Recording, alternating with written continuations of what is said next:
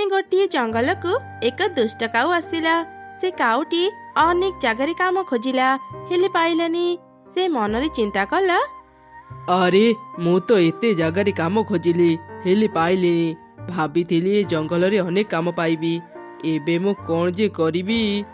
काऊ एपरी चिंता करी करी रास्ता रे चलुथिबा समय रे हठात एक पइड सह धक्का हेई तळे पड़ीगला। ओहो, रास्ता ऊपर किए एमिति पइड पकेची? ए आख पाखरे तो पइड गछ नाही, पइड एठाकू आसिला केमिति? पाख जंगल रे अनेक पइड गछ अछि। अरे वाह, ए पइड को देखी मो मुंड को एक दुष्ट बुद्धि आसिला। हा हा हा, एबे मु ए पइड साहाय्य रे अनेक धनी हिजबी। आजी खाली राति हेउ मु मो काम आरंभ करिबी। राति हेबा परे काऊ पेट खराब रे औषध नहीं जंगल रे थिबा एक कुआरी पकई देला। हा हा हा, एबे मु ए कुआ पानी रे पेट खराब रे औषध मिसई देली। काली जेते बेले सब चढ़ी कुआरू पानी पीबे समस्तक पेट खराब हे जिवो, तापरे मु मो काम करि परिबी। एमिति कही काऊ सेठारु चली गला। परदिन सकाळे, ओहो भारी शोष लागिलानी, जाए कुआरू ठंडा पानी पी आसे। तापरे मिटू से कुआ पाखु गला आउ कुआरू किछि पानी काढी पीला। से पानी पी सारिला परे परे ही तार पेट खराब हो गला। अरे अरे, मो पेटटा हठात खराब काहेकि हो गला? ओहो, पेटटा भारी काटुची, शीघ्र टॉयलेट को जाए। मिटू बारंबार टॉयलेट को जाउथिला।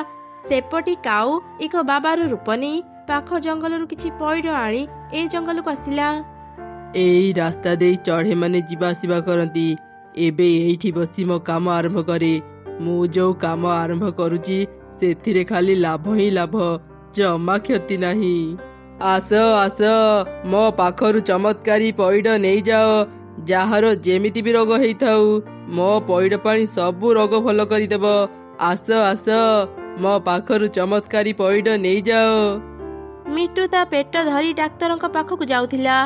काऊर एपरी कथा सुनी से अटकी गला। अरे ये बाबा कौन कहूची सब रोग भल करिदेब? मो पेटटा भारी काटुची, मु जाई देखे ये बाबा मते भल करि पारुची कि नाही। बाबा मते रक्षा करो, मो पेट सकाळु भल नाही, दया करी मते भल करि दियो। तू जेते बेले मो पाखको आसिलोनी आउ भय करनी, मु तोर सब रोग भल करिदेबी। हेले तू भल हेबा परे मते किछि बख्शिश देबू। हाँ बाबा, तुमे जहा कहबो मु सब देबी, दया करी मते भल करि दियो। टॉयलेट रु घर को घर टॉयलेट जाई जाई मु थकी गलेनी, दया करी मते शीघ्र भल करि दियो। अच्छा अच्छा, तू आउ चिंता करनी। ए पइड मानक भितरु गोटिए पइड बाछि मते दे। तू एबे एठी किछि समय बसी था, मु ए पइड नै गछ से पारी को जाउची। तू भूल रे भी सेठाको जिबुनी। मु ए पइड नै गछ पछपटे तंत्र मंत्र करिबी। तू मते अपेक्षा करी एठी बसी था। एमिति कही काऊ से पइड नै गछ पछपटे को गला आउ पइड काटी पेट भल हेबार औषध मिसई देला। तापरे से काऊ पइड धरी मिटू पाखु आसिला। एबे ने मिटू, तू ए पइड पानी पी दे, शीघ्र तू भल होई जिबू। एमिति सुनी मिटू शीघ्र से पइड पानी पी देला। पइड पानी पी सारिबा परे परे ही मिटूर पेट ठीक हो गला। अरे अरे, मो तो पूरा पूरी सुस्थ हो गली। पइड बाबा आपन को बहुत बहुत धन्यवाद, आपन मते भल करि देले। पइड बाबांकर जय हो। एमिति कही मिटू अनेक टंका से काऊ को देई सेठारु चली गला। से जिबा परे परे काऊ हसिला। अरे आज तो मो बढ़िया काम कली, गोटे दिन रे एते गुड़िए टंका पाई गली। एमिति जदि प्रत्येक दिन मोर टंका रोजगार हेबो मु तो खूब शीघ्र धनी हेई जिबी। सेपटी जंगल रे जे भी कुआरू पानी पी थिले सेमानक पेट खराब हेई गला। समस्ते निज पेट खराब नै चिंता रे थिले। सेही समय रे मिटू तांको पाखौ गला आ पइड बाबा विषय रे सब किछि कहिला। समस्ते ता पाखरु एक कथा सुनी शीघ्र सेमाने काऊ पाखौ गले। समस्ते निज समस्या कथा काऊ को कहिले। काऊ पइड रे औषध मिसई समस्त को देउथिला, जा द्वारा काऊ भल टंका रोजगार करुथिला। सेई जंगल रे रहुथिला एक चालाक चढ़ई। से पइड बाबा विषय सुनी मनरे चिंता कला, समस्ते पइड पानी पीला परे तांको रोग भल हेउची केमिति? बिना औषध रे तो रोग भल हुएनी। ତାହେଲେ ଏସବୁ କେମିତି ସମ୍ଭବ? ମୁଁ ସେଠାକୁ ଯାଇ ଦେଖେ, ଘଟଣା କ'ଣ ଜାଣିପାରିବି। ଏମିତି ଚିନ୍ତା କରି ସେ ଚଢ଼େଇ କାଉ ପାଖକୁ ଗଲା ଆଉ ତା ଉପରେ ନଜର ରଖିଲା। ସମସ୍ତଙ୍କ ପେଟ କ'ଣ ଏକା ସାଙ୍ଗରେ ଖରାପ ହେଇଯାଇଛି? ସମସ୍ତେ ଆସି ଏଠି ଭିଡ଼ ଜମେଇଛନ୍ତି। ଆରେ ଆରେ, ଏଇ କାଉ କ'ଣ ଗୋଟେ ପଇଡ଼ ନେଇ ଗଛ ପଛପଟକୁ ଯାଉଛି। ମୁଁ ସେଠାକୁ ଯାଇ ଦେଖେ। କାଉ କ'ଣ କରୁଛି ଜାଣିବା ପାଇଁ ଚଢ଼େଇ ଚୁପ୍ ଚୁପ୍ ଗଛ ପଛପଟକୁ ଗଲା ଆଉ ଦେଖିଲା କାଉ ପଇଡ଼ ପାଣିରେ ଔଷଧ ମିଶାଉଛି। ସେ ତା ମୋବାଇଲରେ ସବୁ କିଛି ରେକର୍ଡ କରିନେଲା। ଆଚ୍ଛା ଆଚ୍ଛା, ଏମିତି କଥା। ଏଇ ଭଣ୍ଡ ବାବା ତାହେଲେ ପଇଡ଼ ପାଣିରେ ପେଟ ଭଲ ହେବାର ଔଷଧ ମିଶେଇ ସମସ୍ତଙ୍କୁ ବୋକା ବନଉଛି। ଆଜି ମୁଁ ସମସ୍ତଙ୍କୁ ଏକଥା କହିଦେବି। ରହିଯାଅ, କେହି ବି ଭଣ୍ଡ ବାବା ପାଖରୁ ପଇଡ଼ କିଣନି। ଇଏ ତମମାନଙ୍କୁ ବୋକା ବନଉଛି। ପଇଡ଼ ପାଣିରେ ପେଟ ଭଲ ହେବାର ଔଷଧ ମିଶେଇ ଇଏ ତମମାନଙ୍କୁ ଦେଉଛି, ଆଉ ତମେମାନେ ତାକୁ ବିଶ୍ୱାସ କରି ତାକୁ ଏତେ ଟଙ୍କା ଦେଇ ପଇଡ଼ କିଣୁଛ। ତୁ ଗୋଟେ ପାପୀ, ମୋ ନାଁରେ ମିଛ କହୁଛୁ, ତତେ ଶାସ୍ତି ମିଳିବ। ଶାସ୍ତି ମତେ ନୁହଁ, ତତେ ମିଳିବ। ଏବେ ମୁଁ ସମସ୍ତଙ୍କୁ ତୋ କଳା କାରନାମା ଦେଖେଇବି। ଚଢ଼େଇ ତା ମୋବାଇଲ ବାହାର କରି ସେ ରେକର୍ଡ କରିଥିବା ଭିଡିଓ ସମସ୍ତଙ୍କୁ ଦେଖେଇଲା। କାଉ ପଇଡ଼ରେ ଔଷଧ ମିଶାଉଥିବାର ଦେଖି ସବୁ ଚଢ଼େଇ ଖୁବ୍ ରାଗିଗଲେ। ରହିଯାଉ ସମସ୍ତେ, ମୋ କଥା ଟିକେ ଶୁଣ। ନା, ଏବେ ତୋର ଆଉ କିଛି କଥା ଆମେ ଶୁଣିବୁନି। ଆରେ ସମସ୍ତେ ଦେଖୁଛ କ'ଣ? ଶୀଘ୍ର ଏ ଭଣ୍ଡ ବାବାକୁ ଧରି ପିଟ। ତାପରେ ସବୁ ଚଢ଼େଇ କାଉକୁ ବହୁତ ପିଟିଲେ। ପିଟି ପିଟି ତାକୁ ସେ ଜଙ୍ଗଲରୁ ବାହାର କରିଦେଲେ। ଚଢ଼େଇ, ସତରେ ତୋର ବହୁତ ବୁଦ୍ଧି। ଆଜି ତୋ ପାଇଁ ଆମେ ଭଣ୍ଡ ବାବାର ସତ କଥା ଜାଣିପାରିଲୁ। ଏମିତି ସମସ୍ତେ ଚଢ଼େଇର ବହୁତ ପ୍ରଶଂସା କଲେ ଆଉ ନିଜ ନିଜ ଘରକୁ ଫେରିଗଲେ।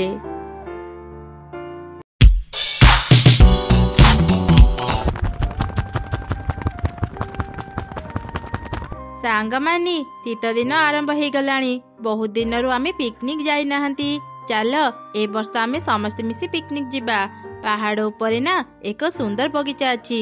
ଆମେ ସେଇଠି ବଣଭୋଜି କରିବା, ନା କ'ଣ? ହଁ ଚିଲ ଦିଦି, ଠିକ କଥାଟେ କହିଲ। ଆମେ ସମସ୍ତେ ଏବେ ଏଇ ବିଷୟରେ ହିଁ କଥା ହେଉଥିଲୁ। ତେବେ ଠିକ ଅଛି, କାଲି ଆମେ ସମସ୍ତେ ନିଜ ଘରୁ କିଛି କିଛି ଜିନିଷ ନେଇ ଆସିବା ଆଉ ସେ ପାହାଡ଼ ଉପରେ ଥିବା ବଗିଚାକୁ ଯାଇ ଭୋଜି କରିବା। ଏମିତି ଭୋଜିର ଯୋଜନା ବନେଇ ସବୁ ଚଢ଼େଇ ନିଜ ନିଜ ଘରକୁ ଗଲେ ଆଉ ପରଦିନ ସକାଳେ ଭୋଜିର ସବୁ ସାମଗ୍ରୀ ଧରି ସେମାନେ ପାହାଡ଼ ଉପରକୁ ଗଲେ। ଧେତ୍, ଏତେ ଜଣ ଥାଉ ଥାଉ ଚିଲ ଦିଦି ମତେ ହିଁ କାଠ ଆଣିବାକୁ ପଠେଇଲେ। ମୁଁ ଏତେ ସବୁ କାମ କରିପାରିବିନି। ମୁଁ ଆଗ ଟିକେ ଆରାମ କରିସାରେ, ତାପରେ କାଠ ଖୋଜିବାକୁ ଯିବି। ଆରେ, ଆମେ ତ ସବୁ ଜିନିଷ ଆଣି ସାରିଲେଣି। କାଉ ଏ ଯାଇ କାଠ କାହିଁକି ଧରିକି ଆସିଲାନି? ସେ କାଠ ନ ଆଣିଲେ ଆମେ ରୋଷେଇ କେମିତି କରିବା? ଚିନ୍ତା କରନି, ମୁଁ କାଠ ନେଇ ଆସିଛି। ଏଇ ନିଅ, ଏବେ ଚାଲ ରୋଷେଇ ଆରମ୍ଭ କରିବା। ଆରେ ଚଢ଼େଇ, ତୁ କ'ଣ କାଠ ଆଣିଲୁ? କାଉ କୁଆଡ଼େ ଗଲା? ତମେ ମାନେ ତ କାଉର ଗୁଣ ଜାଣିଛ। କାମ କଲା ବେଳେ କରିବନି, ହେଲେ ଖାଇଲା ବେଳେ ଚାଲି ଆସିବ। କାଉକୁ ମୁଁ ଦେଖିନି, ରାସ୍ତାରେ ଶୁଖିଲା କାଠ ପାଇଲି, ସେଥିପାଇଁ ନେଇ ଆସିଲି।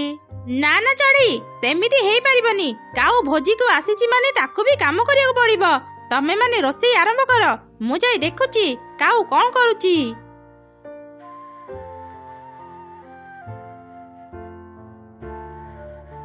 ଆରେ କାଉ, ତୁ ଏତେ ଅଳସୁଆ? ଆମେ ସେପଟେ କାମ କରୁଛୁ ଆଉ ତୁ ଏଠି ଶୋଇ ରହିଛୁ। ତୁ ଯଦି ଆମକୁ କାମରେ ସାହାଯ୍ୟ ନ କରିବୁ, ଆମ ସହ ଭୋଜିରେ ଖାଇପାରିବୁନି, ବୁଝିଲୁ? ଆରେ ନା ନା ସାଙ୍ଗ, ମୁଁ ଶୋଇ ନଥିଲି। ଏମିତି ମୋର ଟିକେ ଆଖି ଲାଗି ଯାଇଥିଲା। ମୁଁ ଏବେ କାଠ ନେଇ ଆସୁଛି। ନା ନା, ତତେ ଆଉ କାଠ ଆଣିବାକୁ ପଡ଼ିବନି। ଚଢ଼େଇ କାଠ ଆଣି ସାରିଲାଣି। ତୁ ଯା, ଟେଣ୍ଟ ଲଗେଇବୁ।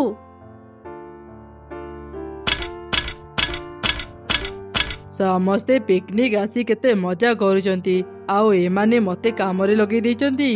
ମତେ ଏସବୁ ଆଉ ଭଲ ଲାଗୁନି। ଯାଏ ଟିକେ ଜଙ୍ଗଲ ଭିତରୁ ବୁଲି ଆସେ। ମତେ ଆଜି ଜଙ୍ଗଲ ବୁଲିବାକୁ ଭାରି ଇଚ୍ଛା ହଉଛି। ପାହାଡ଼ ଉପରେ ଥିବା ସେ ବଗିଚାକୁ ମୁଁ ଏବେ ଯାଉଛି। ଆଚ୍ଛା ଠିକ ଅଛି, ତୁ ଏବେ ଯା।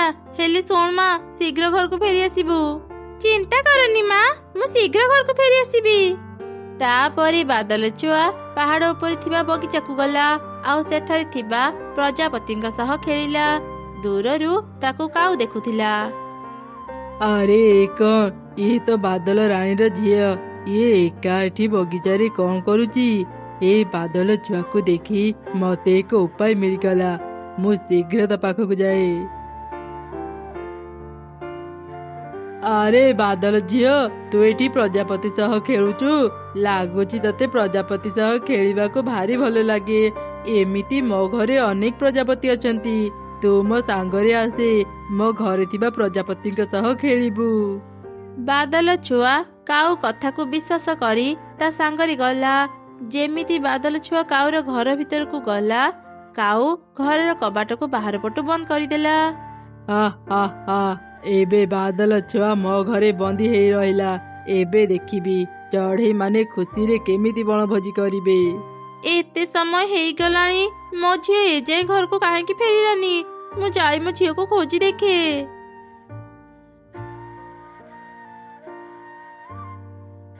कौन है बादल रानी निज झियो को खोजुच की? हाँ काऊ मो झियो को खोजुची हेले तू ए कथा केमिति जानिलु? तू कौन मो झियो को देखिचु? हाँ बादल रानी मु तो मो झियो को देखिची। से पहाड़ ऊपर थिबा बगीचा रे खेलुतिला। आम जंगलर सबु चढ़ई आज से जगार भोजी करुचंती। से माने बादल छुआ को देखि भाबिले बादल छुआ वर्षा करिया पई सेठाକୁ आसीची। वर्षा हेले तांको भोजी नष्ट हेई जिवो भाबी समस्ते तुम झियो को गोटे घरे बंदी करी रखी देइचंती।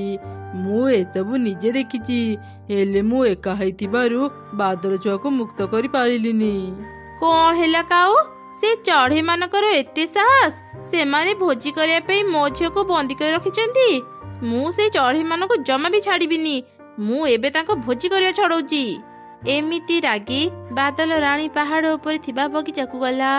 बादल रानीर गर्जन रे पूरा पहाड़ कंपी गला। किछि समय रे ही सेठी प्रबल वर्षा हेला। अचानक एमिति वर्षा देखि चढ़ई माने चिंतारे पड़ी गले।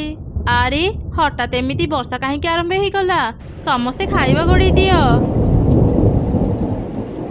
अरे देख देख बादल रानी एपट को ही आसुचंती। चल तांको पचारिबा सेई असमय रे काहेकि वर्षा कले? बादल रानी एबे तो वर्षा दिन नुह एमिति अचानक वर्षा काहेकि करूच? ई कौन कहूच बादल रानी? आमे काहेकि तुम झियो को बंदी करी रखिबु? काऊ तुमको मिछ कहिची। बादल रानी मते लागुची काऊ तुम झियो को बंदी करी रखी आम नारे मिछ कहूची। आज सकाळे काऊ सह मोर झगड़ा हेइथिला। से निश्चय आमठु प्रतिशोध नेबा पई एमिति करूथिबो। मो सांगरे थरिता घर को चलंतु सत कि मिछ आपण सब जानि परिबे। तापरे बादल रानी आउ सब चढ़ई मिसी काऊर घर को गले। सेपटे काऊ अंकल मते घरे बंदी करी काहेकि रखिछ? मते छाड़ी दियो मो माँ पाखु को जीबी। ए बादल छुआ तो कांद बंद कर।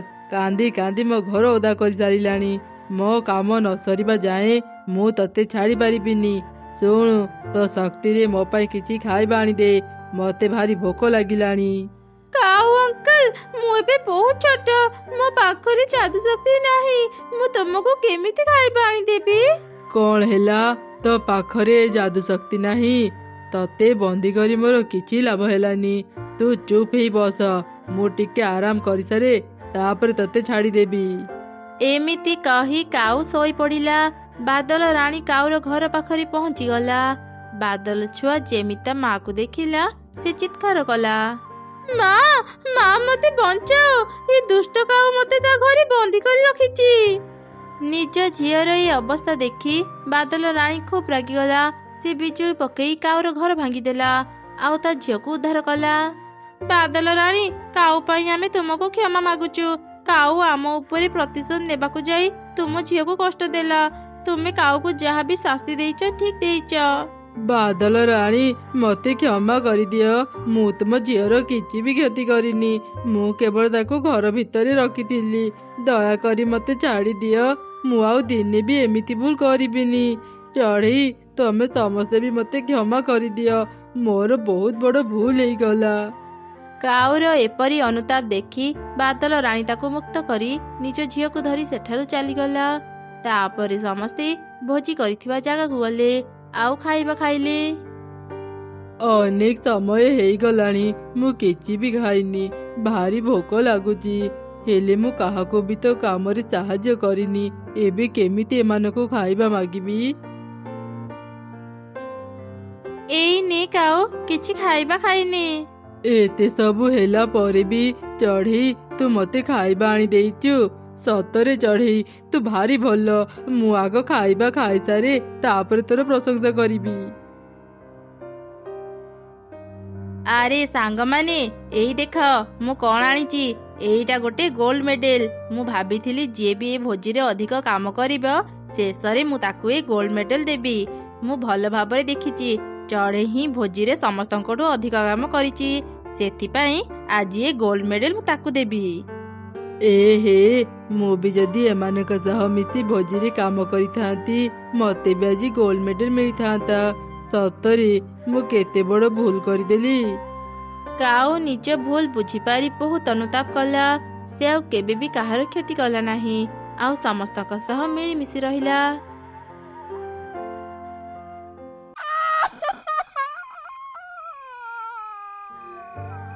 ମା, କିଏ ଏମିତି ରାତିରେ କାନ୍ଦୁଛି?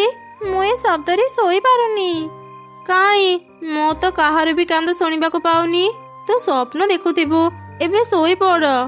ମୁଁ ଟିକେ ଝରକା ପାଖକୁ ଯାଇ ଦେଖେ କିଏ ଏମିତି କାନ୍ଦୁଛି। କିଏ କାନ୍ଦୁଛ? ଆରେ ଏବେ ତ କାନ୍ଦ ବନ୍ଦ ହେଇଗଲା।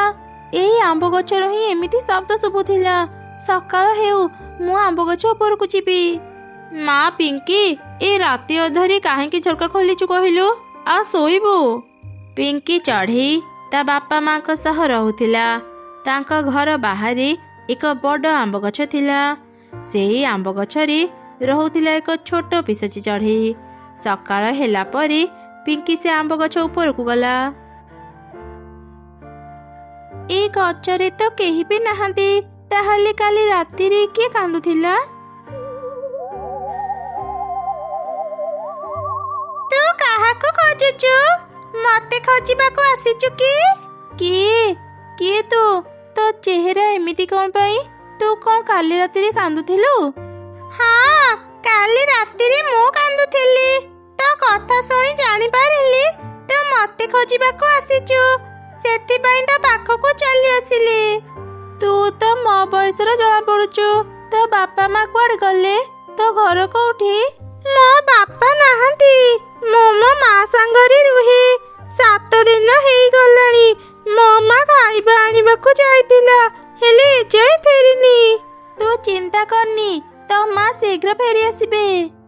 ମତେ ଲାଗୁଛି ମୋ ମା ଆଉ ଫେରିବନି।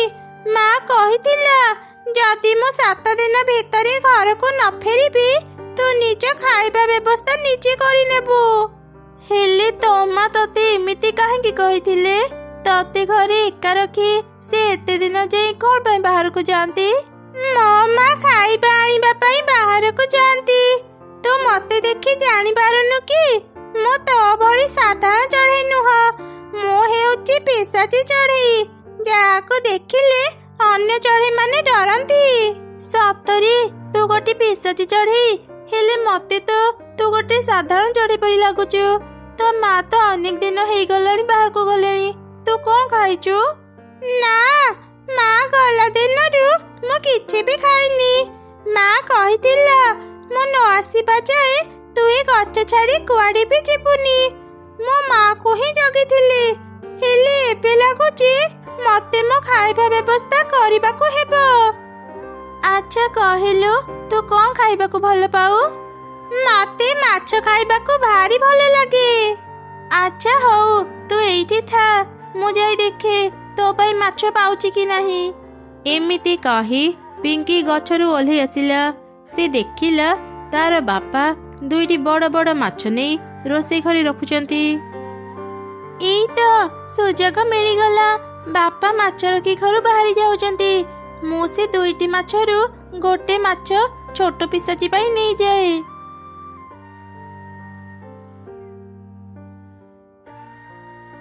ଚଢ଼େଇ ଛୁଆ, ଏ ମାଛ ପାଇଁ ତତେ ବହୁତ ବହୁତ ଧନ୍ୟବାଦ। ତୁ ମୋ ପାଇଁ ମାଛ ଆଣି ଦେଉଛୁ। ତୋ ଘରେ ତତେ ରାଗିବେନି? ମୁଁ ମାଛ ଆଣିଲା ବେଳେ ମତେ କେହି ବି ଦେଖି ନାହାନ୍ତି। ଏକଥା କେହି ଜାଣିପାରିବେନି। ଆଚ୍ଛା ପିଶାଚି ଛୁଆ, ତୁ ଏତେ ବଡ଼ ମାଛ କେମିତି ଖାଇବୁ? ମାଛ କାଟିକି ରାନ୍ଧିବା ତୁ କ'ଣ ଜାଣିଛୁ? ସେ ସବୁ କିଛି ବି ଦରକାର ପଡ଼ିବନି। ତୁ ଖାଲି ଦେଖେ ମୁଁ ଏ ମାଛ କେମିତି ଖାଉଛି।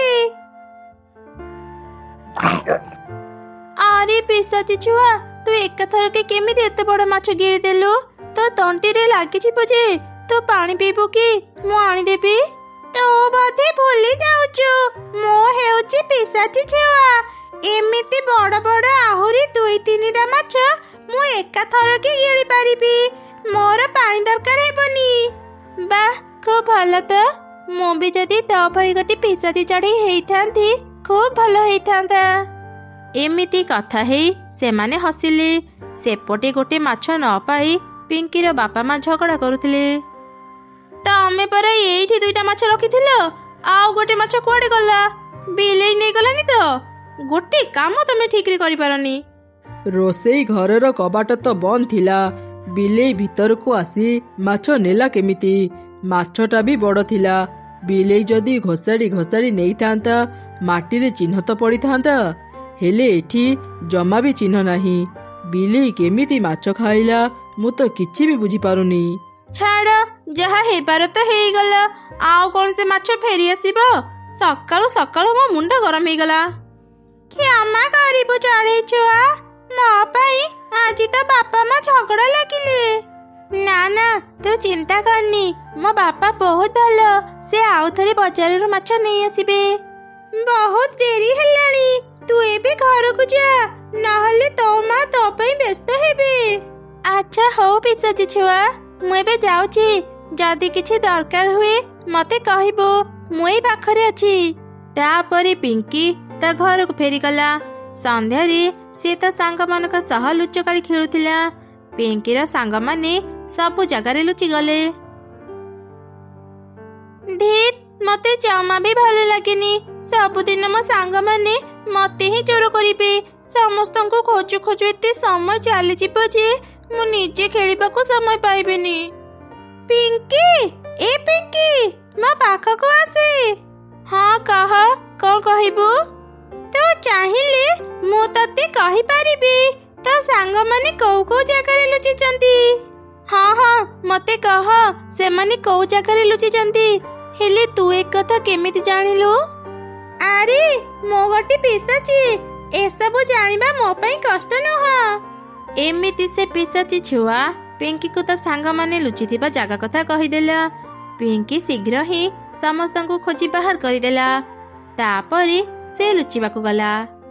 ସାଙ୍ଗ ପିଶାଚି, ମତେ ଗୋଟେ ଏମିତି ଜାଗା କହ ଯୋଉଠି ମୁଁ ଏବେ ଲୁଚିଲେ ମୋ ସାଙ୍ଗମାନେ ମତେ ଖୋଜିକି ପାଇବେନି। ହଁ ହଁ, ସେମିତି ଗୋଟେ ଜାଗା ଅଛି। ତୋ ଘରଠାରୁ କିଛି ଦୂରରେ ଏକ ଭଙ୍ଗା ଘର ଅଛି। ଯା, ସେଠି ଲୁଚିବୁ। ତୋ ସାଙ୍ଗମାନେ ତତେ ଯେତେ ଖୋଜିଲେ ବି ପାଇବେନି। ଧନ୍ୟବାଦ ପିଶାଚି ସାଙ୍ଗ, ଏବେ ମୁଁ ଯାଉଛି। ତାପରେ ପିଙ୍କି ସେ ଘରକୁ ଗଲା। ତାର ସାଙ୍ଗମାନେ ତାକୁ ଚାରିଆଡେ ଖୋଜିଲେ, ହେଲେ ତାକୁ ପାଇଲେନି। ଆମେ ସବୁ ଜାଗାରେ ଖୋଜିଲେ, ହେଲେ କାହିଁ ପିଙ୍କିକୁ ତ ଆମେ ପାଇଲେନି। କିଛି ସମୟ ପରେ ରାତି ହେଇଯିବ। ଚାଲ ଚାଲ, ତା ମାକୁ ଶୀଘ୍ର ଏକଥା କହିବା। ଏମିତି ସବୁ ଚଢ଼େଇ ଛୁଆ ଆସି ପିଙ୍କିର ମାକୁ ସବୁ ଘଟଣା କହିଲେ। ତାଙ୍କର ଶବ୍ଦରେ ପିଶାଚି ଛୁଆର ନିଦ ଭାଙ୍ଗିଗଲା। କ'ଣ ହେଲା? ପିଙ୍କି ଏଯାଏଁ ଘରକୁ ଫେରିନି? ତାର କିଛି ହେଇନି ତ? ମୁଁ ସେ ଭଙ୍ଗା ଘରକୁ ଯାଇ ଦେଖେ। ଏମିତି କହି ପିଶାଚି ଛୁଆ ଶୀଘ୍ର ସେ ଭଙ୍ଗା ଘରକୁ ଗଲା। ସେ ଦେଖିଲା ଘରର କବାଟ ଶକ୍ତ ଭାବରେ ଲାଗିଛି। ପିଶାଚି ଛୁଆ ଗୋଟେ ଧକ୍କାରେ କବାଟ ଭାଙ୍ଗିଦେଲା। ସେ ଭିତରକୁ ଯାଇ ଦେଖିଲା ପିଙ୍କି ଡରି ଡରି ଗୋଟେ କଣରେ ଛିଡ଼ା ହେଇଛି। ଏ କ'ଣ ପିଙ୍କି, ତୁ ଏଯାଏଁ ଘରକୁ କାହିଁକି ଯାଇନୁ? ସମସ୍ତେ ତତେ ଖୋଜୁଛନ୍ତି। ମୁଁ ଘରକୁ ଫେରିଥାନ୍ତି, ହେଲେ କେଜାଣି କେମିତି କବାଟ ଏତେ ଜୋରେ ଲାଗିଗଲା ଯେ ମୁଁ ଖୋଲି ପାରିଲିନି। ଏ ଘରେ ତ ଗୋଟେ ବି ଝରକା ନାହିଁ। ତା ଉପରେ ପୁଣି ଏ ସାପ ଆସି ମୋ ସାମ୍ନାରେ ଛିଡ଼ା ହେଇଗଲା। ଏ ସାପକୁ ଦେଖି ଭୟରେ ମୁଁ ଏଠୁ ହଲି ପାରୁନଥିଲି। କ'ଣ ହେଲା? ତୁ ଏ ଛୋଟ ସାପଟାକୁ ଦେଖି ଡରୁଛୁ? ରହ, ମୁଁ ତାକୁ ଏବେ ଏଠାରୁ ବିଦା କରୁଛି। ଏ ସାପ, ବଞ୍ଚିବାକୁ ଯଦି ଚାହୁଁଛୁ ଶୀଘ୍ର ଏ ଜାଗା ଛାଡ଼ି ପଳା। ମୁଁ ଏତେ ଚେଷ୍ଟା କଲି ସାପକୁ ଡରିବା ପାଇଁ, ହେଲେ ସେ ଡରିଲାନି। ତୋର ଗୋଟେ ଧମକରେ ସେ ଏଠାରୁ ଚାଲିଗଲା। ମୁଁ ଗୋଟେ ପିଶାଚି, ମତେ ଦେଖିଲେ ସାପ ମାନେ ଡରନ୍ତି। ଚାଲ ପିଙ୍କି, ଏବେ ମୁଁ ତତେ ନେଇ ତ ଘରେ ଛାଡ଼ିଦେବି। ଏମିତି କହି ପିଶାଚି ଛୁଆ ନିଜ ଯାଦୁ ଶକ୍ତିରେ ପିଙ୍କିକୁ ଖୁବ୍ ଶୀଘ୍ର ନେଇ ତା ଘର ପାଖରେ ପହଞ୍ଚେଇ ଦେଲା। ବା ପିଶାଚି ସାଙ୍ଗ, ତୁ ତ ବଢିଆ ଯାଦୁ ଶିଖିଛୁ, ମତେ କେତେ ଶୀଘ୍ର ଘରେ ପହଞ୍ଚେଇ ଦେଲୁ। ହଉ, ମୁଁ ଏବେ ଯାଉଛି, କାଲି ସକାଳେ ପୁଣି ଦେଖାହେବ। ସେଦିନ ପରଠାରୁ ପ୍ରତିଦିନ ପିଙ୍କି ପିଶାଚି ଛୁଆ ସହ ଦେଖା କରୁଥିଲା, ଆଉ ତା ସହ ଅନେକ ସମୟ ଧରି କଥା ବି ହେଉଥିଲା। ପିଙ୍କି ଯେତେବେଳେ ବି ସୁଯୋଗ ପାଉଥିଲା ପିଶାଚି ଛୁଆ ପାଇଁ ମାଛ ନେଇ ଯାଉଥିଲା। ଧୀରେ ଧୀରେ ପିଙ୍କିର ଏମିତି ଅଜବ କାମ ତାର ବାପା ମା ବି ଜାଣିପାରିଲେ। ପିଙ୍କିର ବାପା, ଆମ ଝିଅର ଲକ୍ଷଣ ମତେ କିଛି ବି ଠିକ ଲାଗୁନି। ସେ ସବୁଦିନ ଆମ୍ବ ଗଛରେ ବସି କାହା ସହ କଥା ହେଉଛି କେଜାଣି। ତମେ ଯେବେ ବି ମାଛ ଆଣ, ସେ ଗୋଟେ ମାଛ ନେଇ ଆମ୍ବ ଗଛ ଉପରକୁ ଯାଏ। ବେଳେ ବେଳେ ସେ ଏମିତି ଭୟଙ୍କର ହସ ହସେ ଯେ ତମେ ତାକୁ ଦେଖିଲେ ଡରିଯିବ। ଆରେ ତୁ ଏସବୁ କଣ କହୁଛୁ? ଏସବୁ ଜମା ବି ଠିକ ନୁହଁ। ହଠାତ୍ ଆମ ଝିଅର ହେଲା କଣ? ହେଇଟି, ମତେ ଲାଗୁଛି ଆମ ଝିଅ ଉପରେ ନିଶ୍ଚୟ କୋଉ ଭୂତ ପ୍ରେତର ନଜର ପଡି ଯାଇଛି। ତମେ ଟିକେ ଯାଅ ନା, ତାନ୍ତ୍ରିକ ମାଙ୍କୁ ଡାକି ଆଣିବ, ସେ ନିଶ୍ଚୟ ଆମ ଝିଅକୁ ଭଲ କରିଦେବେ। ତାପରେ ପିଙ୍କିର ବାପା ମା ଶୀଘ୍ର ତାନ୍ତ୍ରିକ ଚଢ଼େଇକୁ ଡାକି ଆଣିଲେ। ସେ ପିଙ୍କିକୁ ଭଲ ଭାବରେ ଦେଖି କହିଲା, ମୁଁ ଯାହା ଭାବୁଥିଲି ଠିକ ଭାବୁଥିଲି, ତମ ଝିଅ ଉପରେ ଗୋଟେ ପିଶାଚୀର ନଜର ପଡିଛି। କଣ ହେଲା? ପିଶାଚୀ? ତାନ୍ତ୍ରିକ ମା, ଆମ ଝିଅକୁ ରକ୍ଷା କର। ଝିଅକୁ ଘର ଭିତରକୁ ନେଇଯାଅ, ମୁଁ ସେ ଆମ୍ବ ଗଛ ପାଖକୁ ଯାଉଛି। ଆଜି ହିଁ ମୁଁ ସେ ପିଶାଚୀକୁ ଏ ଜାଗାରୁ ତଡ଼ିଦେବି। ନା ନା, ମୋ ପିଶାଚୀ ସାଙ୍ଗର କିଛି କ୍ଷତି କରନି, ସେ ଖରାପ ନୁହଁ, ସେ ବହୁତ ଭଲ। ଚୁପ୍, ଏକଦମ ଚୁପ୍, ଆମେ ତୋର କିଛି କଥା ଶୁଣିବୁନି, ଚାଲିବୁ ଘର ଭିତରକୁ। ପିଙ୍କିର ବାପା ପିଙ୍କିକୁ ନେଇ ଘର ଭିତରେ ବନ୍ଦ କରିଦେଲେ। ମତେ ଶୀଘ୍ର କିଛି କରିବାକୁ ହେବ, ନହେଲେ ଏମାନେ ମୋ ସାଙ୍ଗ ପିଶାଚୀର କ୍ଷତି କରିଦେବେ। ଆମ ଝରକା କେତେ ଛୋଟ, ମୁଁ ଏଠୁ ବାହାରି ମୋ ସାଙ୍ଗ ପାଖକୁ କେମିତି ଯିବି? ଆରେ ହଁ, ମନେ ପଡ଼ିଲା, ମୁଁ ମୋ ସାଙ୍ଗ ପିଶାଚୀକୁ ପାଠ ପଢ଼ା ଶିଖେଇଥିଲି। ମୁଁ କାଗଜରେ ସବୁ ଘଟଣା ଲେଖି ସେ କାଗଜକୁ ରକେଟ ବନେଇ ମୋ ସାଙ୍ଗ ପାଖକୁ ଫିଙ୍ଗି ଦିଏ। ସେ ପଢ଼ିଲେ ସବୁ କିଛି ବୁଝିଯିବ। ଏମିତି ଚିନ୍ତା କରି ପିଙ୍କି ଏକ କାଗଜରେ ସବୁ ଘଟଣା ଲେଖି ସେ କାଗଜକୁ ରକେଟ ବନେଇ ତା ସାଙ୍ଗ ପିଶାଚୀ ପାଖକୁ ଫିଙ୍ଗିଲା। ପିଶାଚୀ ଛୁଆ ସବୁ କିଛି ପଢ଼ି ଶୀଘ୍ର ସେଠାରୁ ଚାଲିଗଲା। କିଛି ସମୟ ପରେ ପିଙ୍କିର ମା ତା ପାଖକୁ ଆସି କହିଲେ, ଆଉ ଭୟ ନାହିଁ, ପିଶାଚୀ ସେ ଜାଗା ଛାଡ଼ି ସବୁଦିନ ପାଇଁ ଚାଲି ଯାଇଛି। ସେ ଏମିତି ମନ ଦୁଃଖରେ ବସି କାନ୍ଦିବା ସମୟରେ ଏକ କାଗଜ ରକେଟ ଉଡ଼ି ଆସି ତା ଗୋଡ଼ରେ ବାଜିଲା। ଏଇଟା ତ ସେଇ କାଗଜ ରକେଟ ଯୋଉଟାକୁ ମୁଁ ମୋ ସାଙ୍ଗ ପାଖକୁ ପଠେଇଥିଲି। ତା ମାନେ କଣ ସେ ସେଇଟା ପାଇନି? ମୁଁ ଥରେ ଖୋଲିକି ଦେଖେ। ଆରେ, ଏଥିରେ ତ କିଛି ଅଲଗା ଲେଖା ଅଛି। ପିଙ୍କି, ତୁ ଚିନ୍ତା କରନି, ମୁଁ ଠିକ ଅଛି। ତତେ ବହୁତ ବହୁତ ଧନ୍ୟବାଦ। ମୁଁ ଏବେ ସେ ଭଙ୍ଗା ଘର ପାଖ ଗଛରେ ଅଛି, ଶୀଘ୍ର ମୋ ପାଖକୁ ଆ। ଏସବୁ ପଢ଼ି ପିଙ୍କି ଖୁସି ହେଇଗଲା। ସେ ଶୀଘ୍ର ସେ ଗଛ ପାଖକୁ ଗଲା। ପିଶାଚୀ ଛୁଆ ପୁରାପୁରି ଠିକ ଥିଲା। ପିଙ୍କିକୁ ଦେଖି ସେ ବି ଖୁସି ହେଇଗଲା। ସେବେଠାରୁ ମଝିରେ ମଝିରେ ଯାଇ ପିଙ୍କି ତା ସହ ଦେଖା କରି ଆସୁଥିଲା। ଦୂର ଏକ ଜଙ୍ଗଲରେ ଗୁଡ୍ଡି ତା ମା ମିନୁ ସାଙ୍ଗରେ ରହୁଥିଲା। ସେମାନେ ପ୍ରତିଦିନ ଜଙ୍ଗଲରୁ ଖୋଜି ଖୋଜି ମିଠା ଫଳ ଆଣି ବଜାରରେ ବିକ୍ରି କରୁଥିଲେ। ଆରେ ମା, ଆଜି ଫଳ ତୋଳିବାକୁ ଆସୁ ଆସୁ ଡେରି ହେଇଗଲା। ଶୀଘ୍ର ଶୀଘ୍ର ଫଳ ତୋଳ ମା, ମୁଁ ଏଠୁ ଗଲା ପରେ ପୁଣି ବଜାରକୁ ବି ଯିବି। ମା, କିଏ କାନ୍ଦୁଛି ନା? ତୁମେ କାହାର କାନ୍ଦ ଶୁଣିବାକୁ ପାଉଛ? ହଁ, ଶୁଣିବାକୁ ତ ପାଉଛି ଯେ, ହେଲେ ତୁ ସେପଟେ କାନ ଦେନି। ବେଳେ ବେଳେ ଜଙ୍ଗଲ ଭିତରୁ ଏମିତି ଅଦ୍ଭୁତ କାନ୍ଦ ଶୁଣାଯାଏ, ତୁ ସେଠାକୁ ଜମା ବି ଯିବୁନି। ହେଲେ ମା, ଯଦି କିଏ ବିପଦରେ ପଡ଼ି କାନ୍ଦୁଥାଏ, ଚାଲ ନା ମା, ଥରେ ସେଠାକୁ ଯାଇ ଦେଖି ଆସିବା।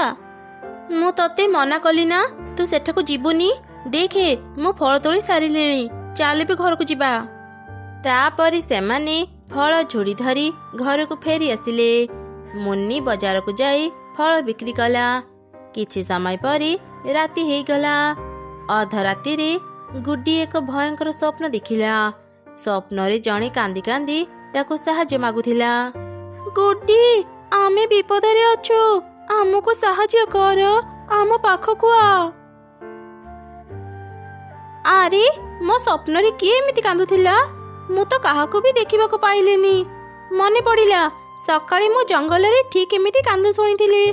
ନିଶ୍ଚୟ ସେ ଜଙ୍ଗଲ ଭିତରେ କିଛି ଅଛି। ମୁଁ କାଲି ସକାଳେ କାହାକୁ ବି କିଛି ନ କହି ଜଙ୍ଗଲ ଭିତରକୁ ଯିବି ଆଉ ଦେଖିବି ସେଠି କିଏ ଏମିତି କାନ୍ଦୁଛି। ମା, ଆଜି ତ ଆମେ ଫଳ ଆଣିବା ପାଇଁ ଯିବାନି। ମତେ ଆଜି ଘରେ ରହିବାକୁ ଇଚ୍ଛା ହଉନି। ମୁଁ ଯାଉଛି ବାହାରୁ ଟିକେ ବୁଲି ଆସିବି। ଆରେ ମା, ଆଜି ଦିନଟା ଆରାମ କର, କାଲି ଆମେ ପୁଣି ଜଙ୍ଗଲ ଭିତରକୁ ଯିବା। ହେଲେ ମା, ମୋର ଆଜି ବାହାରକୁ ଯିବାକୁ ଇଚ୍ଛା ହେଉଛି। ଆଚ୍ଛା ହଉ ଯା, ହେଲେ ଡେରି କରିବୁନି, ଶୀଘ୍ର ଘରକୁ ଫେରି ଆସିବୁ। ତାପରେ ଗୁଡି ସେଇ ଜଙ୍ଗଲ ଭିତରକୁ ଗଲା। ସେଦିନ ବି ସେ ସେଇ କାନ୍ଦ ଶୁଣି ପାରିଲା। ଆରେ କଣ, ଆଜି ବି ତ କାହାର କାନ୍ଦିବାର ଶବ୍ଦ ଶୁଭୁଛି। ଏଇ ଦିଗରୁ ଶବ୍ଦ ଆସୁଛି, ମୁଁ ସେଠାକୁ ଯାଇ ଦେଖେ। ଗୁଡି ଶବ୍ଦ ଶୁଭୁଥିବା ଜାଗାକୁ ଗଲା। ସେ ଦେଖିଲା ଏକ ଗଛରେ ଅଦ୍ଭୁତ 3 ରଙ୍ଗର ମନ୍ଦାର ଫୁଲ ଫୁଟିଛି। ଏ ମନ୍ଦାର ଫୁଲ ସବୁ ଏମିତି ରଙ୍ଗର କଣ ପାଇଁ? ମୁଁ ତ ଆଗରୁ ଏମିତି ମନ୍ଦାର ଫୁଲ କୋଉଠି ବି ଦେଖିନି। ଏଇ ପାଖରୁ ତ କାନ୍ଦ ଶୁଭୁଥିଲା, ହେଲେ କାଇଁ ଏଠି ତ କେହି ବି ନାହାନ୍ତି।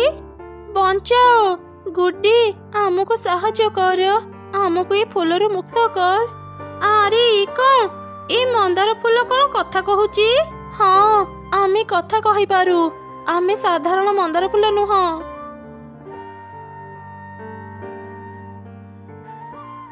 ଗୁଡି, ଆମକୁ ଧରନି, ନହେଲେ ତୁ ବି ଆମ ଭଳି ଅଭିଶପ୍ତ ହେଇଯିବୁ।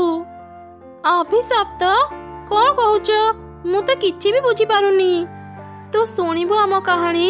ତେବେ ଶୁଣ। ଆମେ 3 ଫୁଲ ହେଉଛୁ 3ଟି ପରି। ଏଠାରୁ ବହୁତ ଦୂରରେ ଆମ ଘର। ଦିଦି, ତୁ ଜାଣିଛୁ ପୃଥିବୀରେ ନା ବୁଲିବା ପାଇଁ ବହୁତ ସୁନ୍ଦର ସୁନ୍ଦର ଜାଗା ଅଛି। ନଦୀ, ଝରଣା, ଜଙ୍ଗଲ, ଏମିତି ବହୁତ ସୁନ୍ଦର ଜାଗା ଅଛି। ସତରେ? ଚାଲ ନା, ଆଜି ଆମେ ସମସ୍ତେ ପୃଥିବୀକୁ ଯାଇ ବୁଲି ଆସିବା। ହଁ, ମୋର ବି ଜଙ୍ଗଲ ଦେଖିବାକୁ ଭାରି ଇଚ୍ଛା ହେଉଛି। ଚାଲ ନା, ଆଜି ଆମେ ସମସ୍ତେ ସେଠାକୁ ଯିବା। ଯିବା ପୂର୍ବରୁ ଚାଲ ପରୀମାଙ୍କ ପାଖରୁ ଆମେ ଆଗ ଅନୁମତି ନେବା। ମା, ଆମେ ଶୁଣିଲୁ ପୃଥିବୀ ବହୁତ ସୁନ୍ଦର। ଯିଏ ଥରେ ସେଠାକୁ ଯାଏ ସେ ଆଉ ଆସିବାକୁ ଇଚ୍ଛା କରେନି। ଆମେ 3 ଭଉଣୀ ବୁଲିବା ପାଇଁ ସେଠାକୁ ଯିବୁ। ହଁ, ସତରେ ପୃଥିବୀ ବହୁତ ସୁନ୍ଦର, ହେଲେ ତମେ ମାନେ ସେଠାକୁ ଯାଇପାରିବନି। ହେଲେ କଣ ପାଇଁ ମା? କାରଣ ତମେ ମାନେ ଯଦି ସଠିକ ସମୟରେ ସେଠାରୁ ଆସିପାରିବନି, 1 ବର୍ଷ ତମେ ମାନେ ସେଠି ରହିଯିବ। ମା, ଆମେ ବଡ଼ ହେଲୁଣି, ତୁମେ ଚିନ୍ତା କରନି। ମୁଁ ମୋ 2 ଭଉଣୀଙ୍କୁ ନେଇ ସଠିକ ସମୟରେ ଏଠାକୁ ଫେରି ଆସିବି। ତେବେ ଠିକ ଅଛି, ତମେ ମାନେ ବୁଲିବା ପାଇଁ ପୃଥିବୀକୁ ଯାଅ, ହେଲେ ମନେ ରଖ ପୂର୍ଣ୍ଣିମା ରାତିରେ ତମେ ମାନେ ଏଠାକୁ ଫେରି ଆସିବ, ନହେଲେ ତମେ ମାନେ 1 ବର୍ଷ ଏଠାକୁ ଆଉ ଫେରି ପାରିବନି। ମା, ଚିନ୍ତା କରନି, ଆମେ ଶୀଘ୍ର ଫେରି ଆସିବୁ। ଆମେ ଆଜି ହିଁ ପୃଥିବୀକୁ ଯିବୁ। ଏମିତି କଥା ହେଇ ଆମେ 3 ଜଣ ଏଇ ଜଙ୍ଗଲକୁ ବୁଲିବା ପାଇଁ ଆସିଲୁ। ଆରେ ଭଉଣୀମାନେ, ଦେଖ ଦେଖ, ଚାରିଆଡେ କେମିତି ଫୁଲ ଫଳ ଗଛ ଭର୍ତ୍ତି। ଆରେ ସେପଟେ ଦେଖ, କେତେ ସୁନ୍ଦର ଫୁଲ ହେଇଛି ଗଛରେ। ଆରେ ସତରେ ତ, ଏଇ ଗଛର ଫୁଲ ବହୁତ ସୁନ୍ଦର, ଗଛଟି ବି ବହୁତ ବଡ଼।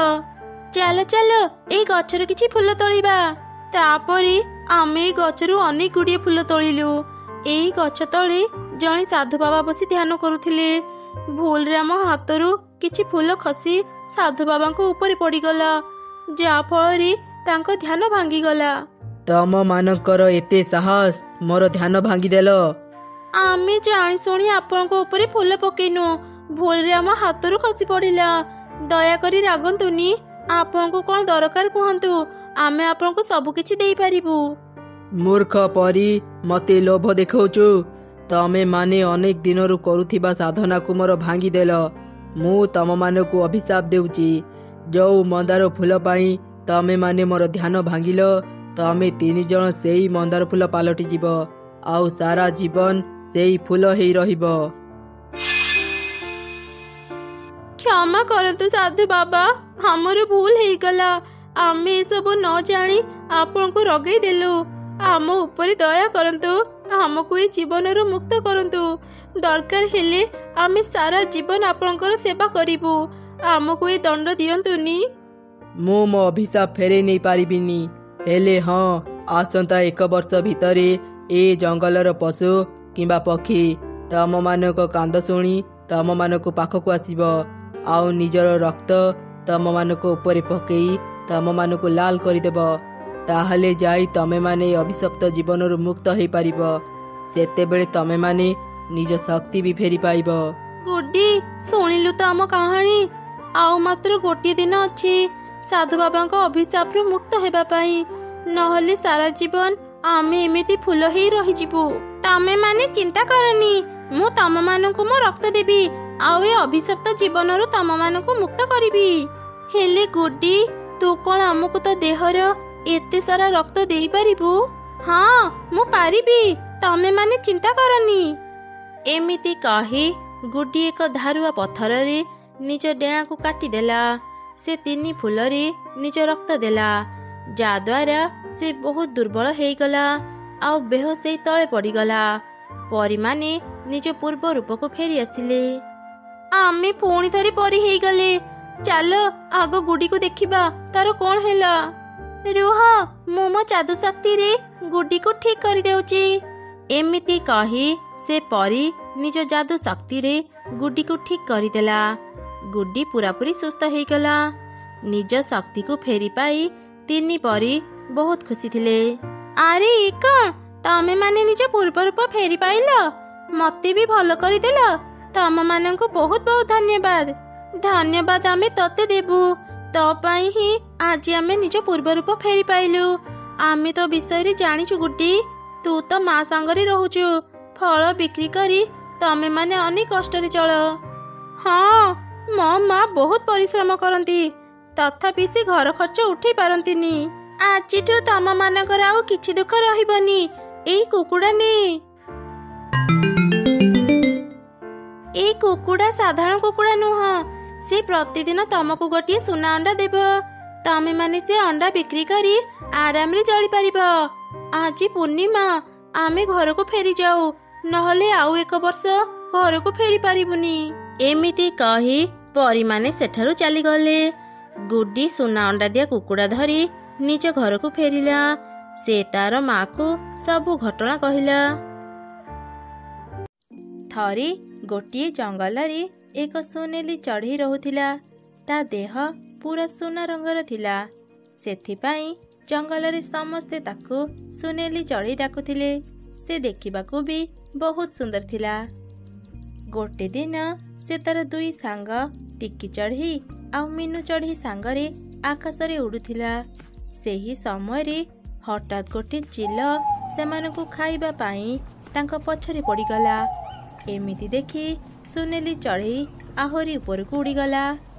ଆରେ ସାଙ୍ଗମାନେ, ଶୀଘ୍ର ଚାଲ, ନହେଲେ ଚିଲ ଆମ ସମସ୍ତଙ୍କୁ ଧରି ପକେଇବ।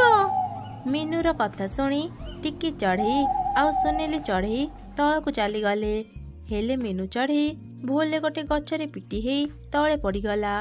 ତାର ଗୋଟେ ଡେଣା ଭାଙ୍ଗିଗଲା, ସେ ଆଉ ଉଡ଼ି ପାରିଲାନି। ଏମିତି ଦେଖି ତାର ସାଙ୍ଗମାନେ ତା ପାଖକୁ ଆସିଲେ। ଆରେ ମିନୁ ଚଢ଼େଇ, କଣ ହେଲା ତୋର? ତୁ ଠିକ ଅଛୁ ତ? ଲାଗୁଛି ମୋ ଡେଣା ଭାଙ୍ଗି ଯାଇଛି, ମତେ ଭାରି କଷ୍ଟ ହେଉଛି। ଏମିତି କହି ମିନୁ ଚଢ଼େଇ ଉଡ଼ିବାକୁ ଚେଷ୍ଟା କଲା, ହେଲେ ପାରିଲାନି।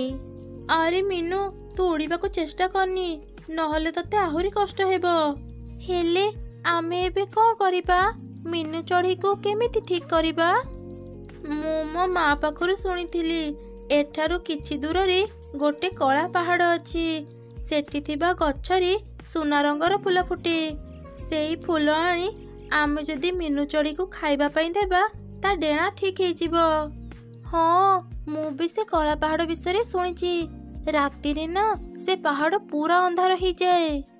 କିଛି ସମୟ ପରେ ରାତି ହେଇଯିବ। ସୁନେଲି ଚଢ଼େଇ, ତୁ ସେ ପାହାଡ଼ ଭିତରକୁ ଯାଇପାରିବୁ, କାହିଁକି ନା ତୋ ଡେଣା ସୁନା ରଙ୍ଗର। ଅନ୍ଧାରରେ ତୋ ଡେଣା ଚକ୍ ଚକ୍ କରେ ଆଉ ଆଲୁଅ ବାହାରେ। ତୁ ବହୁତ ସହଜରେ ସେ ପାହାଡ଼ ଭିତରୁ ସୁନା ରଙ୍ଗର ଫୁଲ ଆଣିପାରିବୁ। କିଛି ସମୟ ଚିନ୍ତା କଲା ପରେ ସୁନେଲି ଚଢ଼େଇ ଏକଥାରେ ରାଜି ହେଇଗଲା। ଏମିତି ଦେଖି ତାର ଦୁଇ ସାଙ୍ଗ ବହୁତ ଖୁସି ହେଇଗଲେ। ସୁନେଲି ଚଢ଼େଇ କଳା ପାହାଡ଼କୁ ଯିବା ପାଇଁ ବାହାରି ପଡ଼ିଲା। ମିନୁ ପାଖରେ ଟିକି ଚଢ଼େଇ ରହିଲା। କିଛି ଦୂର ଗଲା ପରେ ସୁନେଲି ଚଢ଼େଇ ତା ଭଳି ଆଉ ଏକ ସୁନା ରଙ୍ଗର ଚଢ଼େଇକୁ ଉଡ଼ୁଥିବାର ଦେଖିଲା। ସେ ବହୁତ ଆଶ୍ଚର୍ଯ୍ୟ ହେଇ ସେ ଚଢ଼େଇକୁ ଦେଖୁଥିଲା, କାରଣ ସେ ପ୍ରଥମ ଥର ତା ଭଳି ଏକ ଚଢ଼େଇକୁ ଦେଖୁଥିଲା। ସୁନେଲି ଚଢ଼େଇ ତା ପାଖକୁ ଗଲା ଆଉ ସେ ଉଡ଼ିବା ସମୟରେ ହିଁ ତା ସହ କଥା ହେବାକୁ ଚେଷ୍ଟା କଲା। ମୋ ନାଁ ସୁନେଲି ଚଢ଼େଇ, ତୁମେ ଠିକ୍ ମୋ ଭଳି ଦେଖିବାକୁ। ତୁମ ନାଁ କ'ଣ? ମୁଁ ତ ତମକୁ ଆଗରୁ ଏ ଜଙ୍ଗଲରେ ଦେଖିନି। ତୁମେ କୋଉଠୁ ଆସିଛ? ମୋ ନାଁ ବି ସୁନେଲି ଚଢ଼େଇ। ମୋ ପାଖ ଜଙ୍ଗଲରେ ରୁହେ। ହେଲେ ତୁମେ କୁଆଡ଼େ ଯାଉଛ? ଏମିତି ଶୁଣି ସୁନେଲି ଚଢ଼େଇ ତା ସାଙ୍ଗମାନଙ୍କ ସହ ଘଟିଥିବା ସବୁ ଘଟଣା ତାକୁ କହିଲା। କ'ଣ ହେଲା? ତୁମେ ଗୋଟେ ସୁନେଲି ଚଢ଼େଇ ହେଇ ସେ ସାଧାରଣ ଚଢ଼େଇମାନଙ୍କ ସହ ସାଙ୍ଗ ହେଉଛ, ଆଉ ତାଙ୍କ ପାଇଁ ତୁମେ ସେ ଫୁଲ ଆଣିବାକୁ ବି ଯାଉଛ? ହଁ, ସେମାନେ ମୋ ସାଙ୍ଗ। ମୁଁ ତାଙ୍କୁ ସାହାଯ୍ୟ କରିବାକୁ ଚାହୁଁଛି। ହେଲେ ତୁମେ ଏମିତି କଥା କାହିଁକି କହୁଛ? ଆରେ ତମେ କ'ଣ ଜାଣିନ? ଆମେ ହେଲେ ସୁନେଲି ଚଢ଼େଇ, ଜଙ୍ଗଲର ସବୁଠାରୁ ସୁନ୍ଦର ଚଢ଼େଇ। ସାଧାରଣ ଚଢ଼େଇମାନେ ଆମ ସହ ସାଙ୍ଗ ହେବାକୁ ଯୋଗ୍ୟ ନୁହଁ। ତୁମେ ନିଜ ଭଳି ସୁନ୍ଦର ଚଢ଼େଇମାନଙ୍କ ସହ ସାଙ୍ଗ ହେବା ଉଚିତ। ତାପରେ ସେ ନୂଆ ଚଢ଼େଇ ସୁନେଲି ଚଢ଼େଇକୁ ଏମିତି କଥା କହିଲା, ଯାହା ଶୁଣିଲା ପରେ ସୁନେଲି ଚଢ଼େଇ ବି ତାହା ଠିକ୍ ଭାବିଲା। ଆଉ ତା ମନରେ ବହୁତ ଗର୍ବ ଅହଙ୍କାର ଆସିଲା। ସେପଟେ ମିନୁ ଆଉ ଟିକି ଚଢ଼େଇ ସୁନେଲି ଚଢ଼େଇକୁ ଅପେକ୍ଷା କରିଥିଲେ। ରାତି ଯାଇ ସକାଳ ହେଲା, ହେଲେ ସୁନେଲି ଚଢ଼େଇ ସେଠାକୁ ଆଉ ଆସିଲାନି। ଏମିତି ଦେଖି ଟିକି ଚଢ଼େଇ ଚିନ୍ତାରେ ପଡ଼ିଗଲା। ଆଉ ସେ ମିନୁକୁ କହିଲା, ଆରେ ମିନୁ, ସୁନେଲି ଚଢ଼େଇ ଏଯାଏଁ ଫେରିଲାନି। ତାର କିଛି କ୍ଷତି ହେଇନି ତ? ମୁଁ ଯାଉଛି ତାକୁ ଖୋଜିବି। ତୁ ତୋର ଧ୍ୟାନ ରଖିବୁ। ମୁଁ ଶୀଘ୍ର ଫେରି ଆସିବି। ଏମିତି କହି ଟିକି ଚଢ଼େଇ ସୁନେଲି ଚଢ଼େଇକୁ ଖୋଜିବା ପାଇଁ ସେଠାରୁ ଚାଲିଗଲା। କିଛି ଦୂର ଗଲା ପରେ ସେ ଦୁଇ ସୁନେଲି ଚଢ଼େଇକୁ ଉଡ଼ୁଥିବାର ଦେଖିଲା। ସେ ତାଙ୍କ ପାଖକୁ ଗଲା ଆଉ ତା ସାଙ୍ଗକୁ କହିଲା, ଆରେ ସୁନେଲି ଚଢ଼େଇ, ତୁ ତ ମିନୁ ଚଢ଼େଇ ପାଇଁ ଫୁଲ ଆଣିବାକୁ ଯାଇଥିଲୁ। ହେଲେ ତୁ ଏଠି କ'ଣ କରୁଛୁ? କିଏ ତୁ? ମୁଁ ତତେ ଚିହ୍ନିନି। ଏ ନୂଆ ସୁନେଲି ଚଢ଼େଇ ଏବେ ମୋର ସାଙ୍ଗ। ତୁ ଆଉ ମିନୁ ସାଧାରଣ ଚଢ଼େଇ। ମୋ ଭଳି ଗୋଟେ ସୁନ୍ଦର ଚଢ଼େଇ ତମମାନଙ୍କର ସାଙ୍ଗ କେମିତି ହବ? ଆରେ ସୁନେଲି ଚଢ଼େଇ, କ'ଣ ହେଇଛି ତୋର? ତୁ ଏତେ ବଦଳି କେମିତି ଗଲୁ? ତୁ ତୋର ରୂପକୁ ନେଇ ଏତେ ଗର୍ବ କାହିଁକି କରୁଛୁ? ତୁ ଯଦି ଆମ ସହ ସାଙ୍ଗ ନ ହବୁ ନ ହେ। ଏବେ ସକାଳ ହେଲାଣି। ମୁଁ ନିଜେ ମୋ ସାଙ୍ଗ ମିନୁ ପାଇଁ ସୁନା ରଙ୍ଗର ଫୁଲ ନେଇ ଆସିବି। ଏମିତି କହି ଟିକି ଚଢ଼େଇ ଫୁଲ ଆଣିବା ପାଇଁ ସେଠାରୁ ଚାଲିଗଲା। ଆଉ କିଛି ସମୟ ପରେ ସେ ସେଇ ଫୁଲ ଧରି ତା ସାଙ୍ଗ ମିନୁ ଚଢ଼େଇ ପାଖରେ ପହଞ୍ଚିଲା। ତାକୁ ଦେଖି ମିନୁ ଚଢ଼େଇ ବହୁତ ଖୁସି ହେଇଗଲା। ଆରେ ଟିକି ଚଢ଼େଇ, ତୁ ଏକା ଫୁଲ ଧରି ଆସିଛୁ? ଆମ ସାଙ୍ଗ ସୁନେଲି ଚଢ଼େଇ କୁଆଡ଼େ ଗଲା? ତୁ ଆଗ ଏ ଫୁଲ ଖାଇଦେ। ତୋ ଡେଣା ଠିକ୍ ହେଇସାରୁ ମୁଁ ତତେ ସବୁ କଥା କହିବି। ଏମିତି ଶୁଣି ମିନୁ ଚଢ଼େଇ ସେ ଫୁଲକୁ ଖାଇଲା। କିଛି ସମୟ ପରେ ହିଁ ତା ଡେଣା ଭଲ ହେଇଗଲା। ସେ ଆଗ ଭଳି ତା ଡେଣାକୁ ହଲେଇ ପାରୁଥିଲା। ଆରେ ସାଙ୍ଗ, ଦେଖ, ମୋ ଡେଣା ଭଲ ହେଇଗଲା। ଏବେ ମୁଁ ବି ଉଡ଼ି ପାରିବି। ତତେ ବହୁତ ଧନ୍ୟବାଦ। ଏବେ ତ କହ, ସୁନେଲି ଚଢ଼େଇ କୋଉଠି ଅଛି? ଟିକି ଚଢ଼େଇ ତାକୁ ସବୁ ଘଟଣା କହିଲା। ସବୁ ଶୁଣିଲା ପରେ ମିନୁ ଚଢ଼େଇର ମନ ଭାଙ୍ଗିଗଲା। ସେମାନେ ଆଉ ସୁନେଲି ଚଢ଼େଇ ସହ ସାଙ୍ଗ ନ ହେବା ପାଇଁ ନିଷ୍ପତ୍ତି ନେଲେ।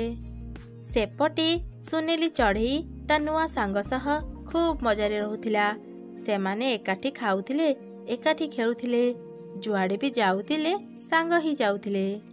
ସେମାନେ ଜଙ୍ଗଲର ଅନ୍ୟ ଚଢ଼େଇମାନଙ୍କ ସହ ସାଙ୍ଗ ହେଉନଥିଲେ, ଏମିତିକି ତାଙ୍କ ସହ କଥା ବି ହେଉନଥିଲେ। ସେମାନେ ସବୁବେଳେ ନିଜ ରୂପକୁ ନେଇ ଗର୍ବ କରୁଥିଲେ ଆଉ ଅନ୍ୟ ଚଢ଼େଇମାନଙ୍କୁ ଛୋଟ ଭାବୁଥିଲେ। ଥରେ ଜଙ୍ଗଲରେ ପ୍ରବଳ ବର୍ଷା ହେଲା। ଦୁଇ ସୁନେଲି ଚଢ଼େଇ ଗୋଟେ ଗଛ ଡାଳରେ ବସି ପଡ଼ିଲେ। ସେତେବେଳେ ଜୋରରେ ପବନ ବହିଲା। ଗଛର ଗୋଟେ ମୋଟା ପତ୍ର ଭାଙ୍ଗି ସୁନେଲି ଚଢ଼େଇର ଦେହରେ ବାଜିଲା। ସୁନେଲି ଚଢ଼େଇ ଗଛ ତଳେ ଥିବା କାଦୁଅରେ ପଡ଼ିଗଲା। ସେତେବେଳେ ବର୍ଷା ବି ଛାଡ଼ିଗଲା। ହେଲେ ସୁନେଲି ଚଢ଼େଇ କାଦୁଅ ଭିତରେ ଅଟକି ଯାଇଥିଲା। ତାର ଦୁଇ ଡେଣା ଭାରି ହେବା ଯୋଗୁଁ ସେ କାଦୁଅ ଭିତରୁ ବାହାରି ପାରିଲାନି। ଆରେ ତୁମେ ଉପରୁ ଥାଇ କ'ଣ ଦେଖୁଛ? ତଳକୁ ଆସ, ଏ କାଦୁଅରୁ ବାହାରିବା ପାଇଁ ମୋତେ ସାହାଯ୍ୟ କର। ଏମିତି ଶୁଣି ସେ ନୂଆ ସୁନେଲି ଚଢ଼େଇ ତଳକୁ ଆସିଲା। ହେଲେ ସେ କାଦୁଅରେ ପାଦ ଦେଲା ନାହିଁ ଆଉ କହିଲା, ଛି, ତୁ କେତେ ଅସନା ହେଇଯାଇଛୁ। ତୁ ଯେପର୍ଯ୍ୟନ୍ତ ମୋ ଭଳି ସୁନ୍ଦର ନ ହେଇଛୁ, ମୁଁ ତୋ ସହ ଆଉ ସାଙ୍ଗ ହେଇପାରିବିନି। ମୁଁ ଏବେ ବି ତୋ ଭଳି ଚଢ଼େଇ। ମୋ ଦେହରେ ଟିକେ କାଦୁଅ ଲାଗିଯାଇଛି। ତୁ ମୋ ପାଇଁ ପାଣି ଆଣିଦେ। ଏ କାଦୁଅ ମୋ ଦେହରୁ ଛାଡ଼ିଲେ ମୁଁ ପୁଣି ଥରେ ସୁନ୍ଦର ହେଇଯିବି। ତୁ ଏବେ ମୋର ସାଙ୍ଗ ନୁହଁ, ବୁଝିଲୁ? ମୁଁ କାହିଁ ତୋତେ ସାହାଯ୍ୟ କରିବି? ଯଦି ପାଣିରେ ବି ତୋ ଦେହର କାଦୁଅ ନ ଛାଡ଼ିଲା ତାହେଲେ? ନା, ମୁଁ ଏତେ କାମ କରିପାରିବିନି। ମୁଁ ଯାଉଛି। ଏମିତି କହି ସେ ନୂଆ ଚଢ଼େଇ ସେଠାରୁ ଚାଲିଗଲା। ତାର ଏପରି କଥା ଶୁଣି ସୁନେଲି ଚଢ଼େଇର ମନ ବହୁତ ଦୁଃଖ ହେଇଗଲା। ତାକୁ ତାର ପୁରୁଣା ସାଙ୍ଗ କଥା ମନେ ପଡ଼ିଲା। ସେ ବହୁତ ସମୟ ଯାଏଁ ସେ କାଦୁଅ ଭିତରେ ରହିଲା। ସେ ରାସ୍ତାରେ ଟିକି ଚଢ଼େଇ ଆଉ ମିନୁ ଚଢ଼େଇ ଯାଉଥିଲେ। ସେମାନେ କାଦୁଅ ଭିତରେ ଚଢ଼େଇକୁ ଦେଖି ତା ପାଖକୁ ଆସିଲେ। ଆରେ ଚଢ଼େଇ, କିଏ ତୁ? ତୋର ଏ ଅବସ୍ଥା କେମିତି ହେଲା? ସାଙ୍ଗମାନେ, ମତେ ଚିହ୍ନି ପାରୁନ? ମୁଁ ତମ ସାଙ୍ଗ ସୁନେଲି ଚଢ଼େଇ। କ'ଣ କହିଲୁ? ତୁ ସୁନେଲି ଚଢ଼େଇ? ତୁ କାଦୁଅ ଭିତରକୁ କେମିତି ଗଲୁ? ଆଉ ତୋର ନୂଆ ସାଙ୍ଗ କୁଆଡ଼େ ଗଲା? ଏମିତି ଶୁଣି ସୋନାଲି ଚଢ଼େଇ ସେମାନଙ୍କୁ ସବୁ କଥା କହିଲା ଆଉ ତାଙ୍କୁ କ୍ଷମା ବି ମାଗିଲା। ତୁ ନିଜ ରୂପକୁ ନେଇ ବହୁତ ଗର୍ବ କରୁଥିଲୁ। ସାଧାରଣ ଚଢ଼େଇକୁ ତ ସାଙ୍ଗ କରିବାକୁ ଯୋଗ୍ୟ ଭାବିଲୁନି। ହେଲେ ଏବେ ତୋର ସେ ସୁନ୍ଦର ଆଉ ଯୋଗ୍ୟ ସାଙ୍ଗ କୁଆଡ଼େ ଗଲା? ତତେ ବିପଦରେ ଏକୁଟିଆ ଛାଡ଼ି ସେ ଚାଲିଗଲା। ମୋର ବହୁତ ବଡ଼ ଭୁଲ ହେଇଯାଇଛି ସାଙ୍ଗମାନେ। ମୁଁ ସୁନ୍ଦର ଚେହେରାକୁ ଭଲ ଭାବୁଥିଲି, ହେଲେ ମୁଁ ତମମାନଙ୍କର ସୁନ୍ଦର ମନକୁ ଦେଖି ପାରିଲିନି। ମୋତେ କ୍ଷମା କରିଦିଅ।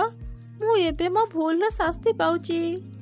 ଏମିତି ଶୁଣି ମିନୁ ଆଉ ଟିକି ଚଢ଼େଇ ତାକୁ କ୍ଷମା କରିଦେଲେ। ତାପରେ ସେମାନେ ଗୋଟେ ଛୋଟ ଲାଠି ଆଣି ସୋନାଲି ଚଢ଼େଇକୁ ଧରିବା ପାଇଁ କହିଲେ। ଏମିତି ସେମାନେ ସୋନାଲି ଚଢ଼େଇକୁ ଧରି ଏକ ପୋଖରୀକୁ ଗଲେ ଆଉ ତାକୁ ସେମାନେ ପାଣିରେ ବୁଡ଼େଇଲେ। କିଛି ସମୟ ପରେ ସୋନାଲି ଚଢ଼େଇ ଦେହରେ ଲାଗିଥିବା ସବୁ କାଦୁଅ ଧୋଇ ହେଇଗଲା ଆଉ ସେ ପୂର୍ବ ଭଳି ଉଡ଼ି ପାରିଲା। ନିଜ ପୂର୍ବ ରୂପକୁ ଦେଖି ସୋନାଲି ଚଢ଼େଇ ବହୁତ ଖୁସି ହେଇଗଲା। ସେ ତାର ସାଙ୍ଗମାନଙ୍କୁ ଧନ୍ୟବାଦ ଜଣାଇଲା। ତାପରେ ସବୁ ସାଙ୍ଗ ଖୁସି ମନରେ ନିଜ ଘରକୁ ଫେରିଗଲେ। ଏକ ଜଙ୍ଗଲରେ ଗୋଟେ ବୁଢ଼ା ବରଗଛ ଥିଲା। ସେଇ ଗଛରେ ଏକ ବୁଢ଼ୀ ପିଶାଚି ରହୁଥିଲା। ସେ ବୁଢ଼ୀ ହେଇ ଯିବାରୁ ଆଉ ଚଢ଼େଇମାନଙ୍କୁ ମାରି ଖାଇ ପାରୁନଥିଲା। ଅନେକ ଦିନ ଧରି ତାକୁ ଉପାସରେ ରହିବାକୁ ପଡୁଥିଲା। କେତେ ଦିନ ହେଇଗଲାଣି ମୁଁ ଖାଇନି ମାଛ, ମାଂସ, ଅଣ୍ଡା। ଦିନକୁ ଦିନ ହେଇଗଲିଣି ପତଳା ରୋଗିଣା। ଭୋକରେ ମୋର ଆଖିକୁ ଦିଶୁନି କିଛି। ଏବେ ଯାହା ପାଇବି ଖାଇବି, ସେ ମଶା ହଉ କି ମାଛି। ପିଶାଚି ଯୋଉ ଗଛରେ ରହୁଥିଲା ସେଇ ପାଖରେ ଏକ ସ୍କୁଲ ଥିଲା। ସେଇ ସ୍କୁଲରେ ସବୁ ଚଢ଼େଇ ପାଠ ପଢୁଥିଲେ। ଆରେ ଗୁଡୁ, ଆଜି ନା ମୋ ମା ଟିଫିନରେ ଚାଉମିନ ଦେଇଛନ୍ତି। ମୋ ମା ତ ଚିକେନ ସାଣ୍ଡୱିଚ ଦେଇଛନ୍ତି। ଆଜି ଆମେ ମଜା କରି ଟିଫିନ ଖାଇବା।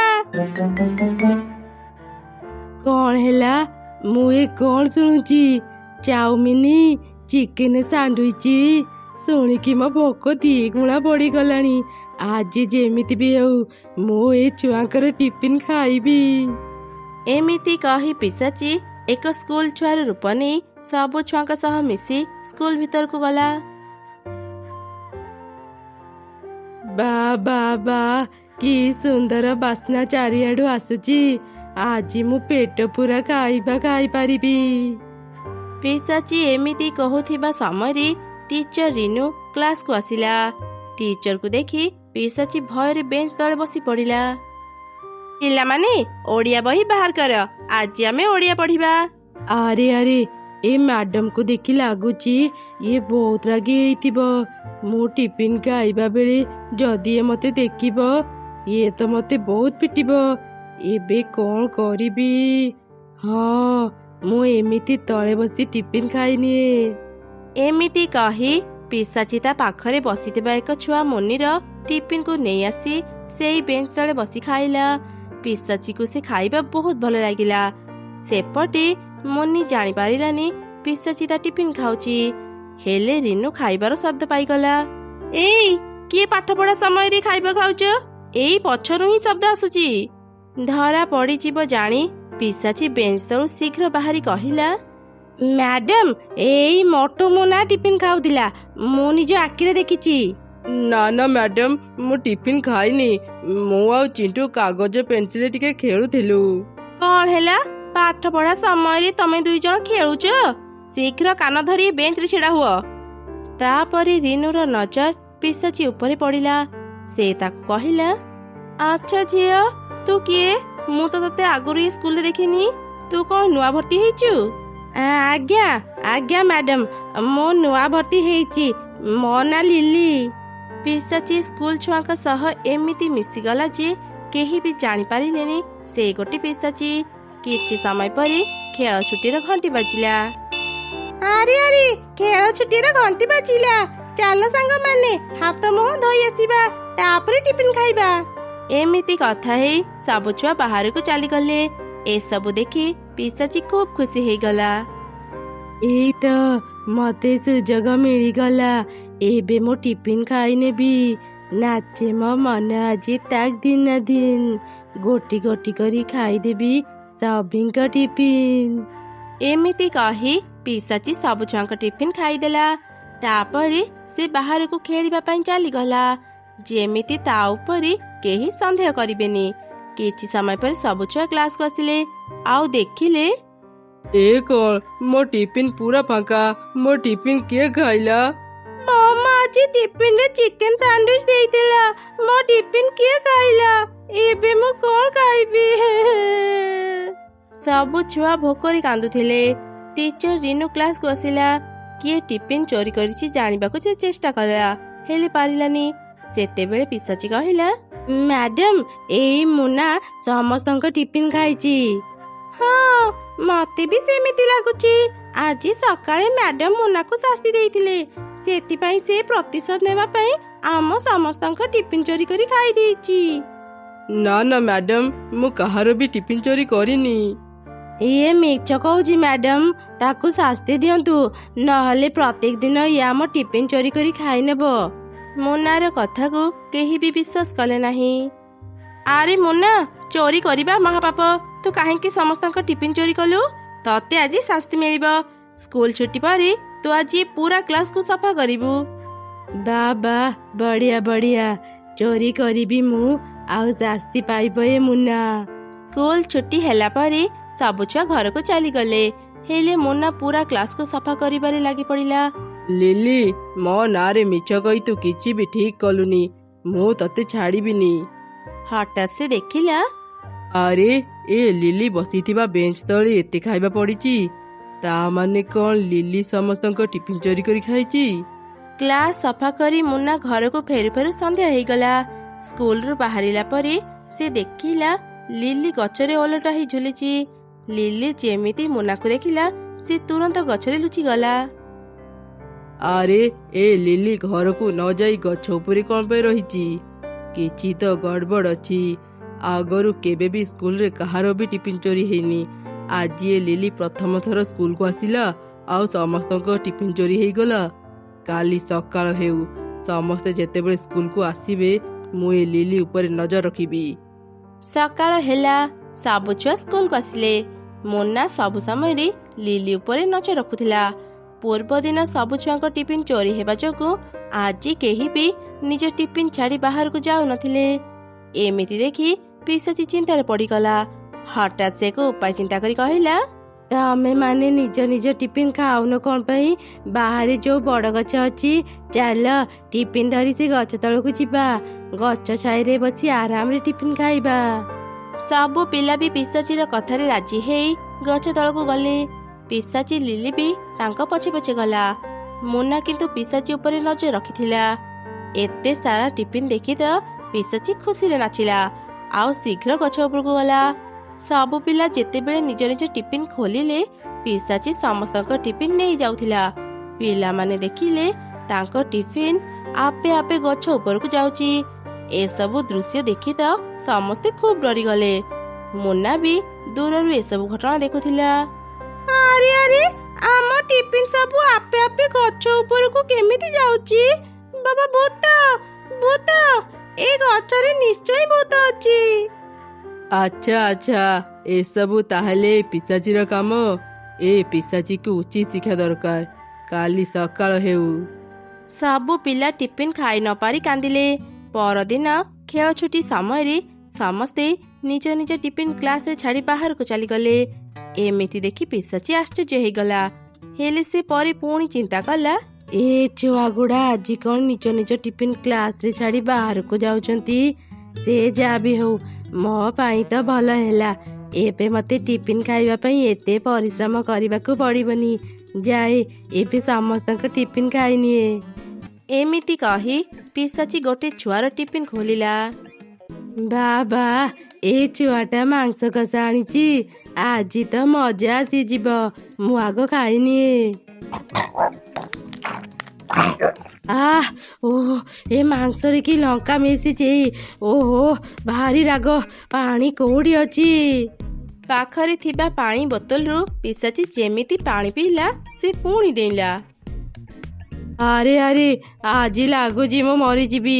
ଏ ପିଲା ପାଣି ବଦଳରେ ନିମ୍ବ ପତ୍ରର ରସ ଆଣିଛି। ବଞ୍ଚାଅ, ମୋତେ କେହି ବଞ୍ଚାଅ। ଏ ଯନ୍ତ୍ରଣାରୁ ମୁକ୍ତ ହେବା ପାଇଁ ପିଶାଚୀ ମୁନା ଯାହା ବି ଟିଫିନରେ ଆଣିଥିଲା ତାକୁ ଖୋଲି ଖାଇଦେଲା। ତା ଖାଇ ତ ପିଶାଚୀ ଆହୁରି ବିପଦରେ ପଡ଼ିଗଲା। ମୁନା ତା ଟିଫିନରେ ବର ଅଠା ଆଣିଥିଲା। ବର ଅଠା ଖାଇ ପିଶାଚୀ କଥା କହିପାରିଲାନି। ଠିକ୍ ସେହି ସମୟରେ ସବୁ ପିଲା କ୍ଲାସକୁ ଆସିଲେ। ପିଶାଚୀ, ଏବେ ପାଇଲୁ ମଜା? ତୁ ସମସ୍ତଙ୍କ ଟିଫିନ ଚୋରି କଲୁ, ଆଉ ଶାସ୍ତି ପାଇଲି ମୁଁ। ଗତକାଲି ମୁଁ ମୋ ସାଙ୍ଗମାନଙ୍କ ସହ ମିଶି ଏ ଯୋଜନା ବନେଇଥିଲି। ତୁ ଆଜି ଆମ ଜାଲରେ ପଡ଼ିଗଲୁ। ତୁ ଆମର କିଛି କ୍ଷତି କରିନଥିଲୁ, ସେଥିପାଇଁ ଆମେ ତତେ ଗୋଟେ ସୁଯୋଗ ଦେବୁ। ହେଲେ ତା ଆଗରୁ ତୁ ଆମକୁ କଥା ଦେ ଯେ ତୁ ଆଉ ଦିନେ ବି ଆମ ଟିଫିନ ଚୋରି କରିବୁନି। ତାହେଲେ ଯାଇ ଆମେ ତତେ ଛାଡ଼ିବୁ। ପିଶାଚୀ ମୁଣ୍ଡ ହଲେଇ ରାଜି ହେଲା। ସବୁ ପିଲା ତାକୁ କ୍ଷମା କରିଦେଲେ। ସେଦିନ ପରଠାରୁ ପିଶାଚୀ ଆଉ କାହାର ବି ଟିଫିନ ଚୋରି କଲା ନାହିଁ। ସେ ପିଲାମାନଙ୍କ ସହ ମିଶି କ୍ଲାସରେ ପାଠ ପଢୁଥିଲା। ଖେଳ ଛୁଟିରେ ସମସ୍ତେ ନିଜ ନିଜ ଟିଫିନରୁ କିଛି କିଛି ପିଶାଚୀକୁ ଦେଉଥିଲେ। ପିଶାଚୀ ସେସବୁ ଖାଇ ଖୁବ୍ ଖୁସି ହେଉଥିଲା। ସେ ଖୁସିରେ ପିଲାମାନଙ୍କ ପାଇଁ ସ୍କୁଲ ପଡ଼ିଆରେ ଏକ ବଡ଼ ଦୋଳି ତିଆରି କରିଦେଲା। ପିଲାମାନେ ମନ ଖୁସିରେ ସେ ଦୋଳିରେ ଖେଳୁଥିଲେ।